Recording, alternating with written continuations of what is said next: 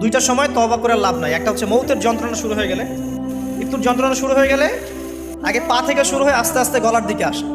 হাদিসে যেমনটা এসেছে, সূরা ওয়াকিয়ার মধ্যেও আছে, পায়ের দিক থেকে যন্ত্রণা শুরু হয়ে আস্তে আস্তে আস্তে আস্তে এই গলার দিকে আসে, এবং আত্মাটা গলার এখানে যখন চলে আসে, এখান থেকে মালাকুল মউত আত্মাটাকে নিয়ে চলে যায়। এবং চোখ দিয়ে তাকিয়ে থাকে মানুষ, রুহটা চলে গেলে মানুষ চোখ দিয়ে তাকিয়ে থাকে। দেখবেন এই কারণে মৃত ব্যক্তি তাকিয়ে থাকে, চোখ খোলা থাকে। এবং তখন আসমান থেকে সিঁড়ি নামিয়ে দেওয়া হয়, ওই সিঁড়িতে করে আত্মা চলে যাচ্ছে, ও তাকিয়ে দেখে যে আত্মা চলে যাচ্ছে।